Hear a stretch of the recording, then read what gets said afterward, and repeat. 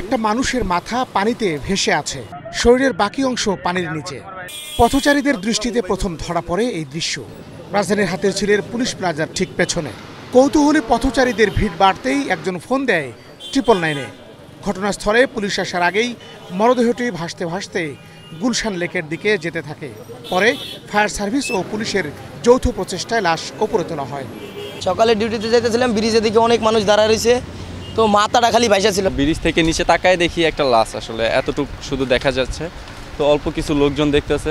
ঘটনাস্থলে থাকা বাড্ডা থানার ভারপ্রাপ্ত কর্মকর্তা ইয়াসিন গাজী জানান, হাতিরঝিলের সামান্য অংশই তার অধীনে। লাশের বিষয়ে আগেই তিনি কিছু বলতে পারছেন না, তবে তদন্তের পর সঠিক তথ্য পাওয়া যাবে বলেও জানান তিনি। অল্প জাস্ট লেকের আংশিক একটু অংশ আমার এখানে পড়েছে। আজকে যে ঘটনাটি ঘটেছে, যেই মৃতদেহটা আমরা পেয়েছি, এটি একটা ভাস্তি দেখে আমরা আমাদের ক্রাইম সিন ইউনিট এবং আমাদের যে পিবিআই সংশ্লিষ্ট যেই তদন্ত সংস্থা যেগুলো আছে সবাই এসছেন। লাস্টে প্রাথমিকভাবে আমরা তার নাম পেয়েছি রবিন নামে, এটা পাওয়া গেছে প্রাথমিক, এটা একটা এটা আরও যাচাই বাছাইয়ের প্রয়োজন রয়েছে।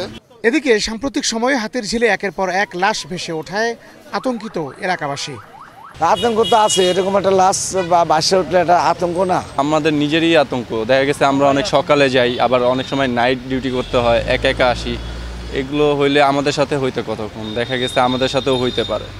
পুলিশ জানায়, মৃত রবিন কুমিল্লা জেলার চান্দিনা উপজেলার বদরপুরের আব্দুস সাত্তারের ছেলে। সপ্তাহের ব্যবধানে হাতিরঝিল লেকে ভেসে উঠেছে 2 যুবকের মরদেহ। এতে করে আইনশৃঙ্খলা বাহিনীর যেমন টনক নড়েছে, তেমনি আতঙ্ক ছড়িয়েছে এলাকাবাসীর মধ্যে। সচেতন মহল বলছে, সেনাবাহিনী দায়িত্ব ছেড়ে দেওয়ার পর থেকে অপরাধ প্রবণতাও বেড়ে গেছে হাতিরঝিল এলাকায়। বাতান বিপ্লব, এশিয়ান টেলিভিশন, হাতিরঝিল, ঢাকা।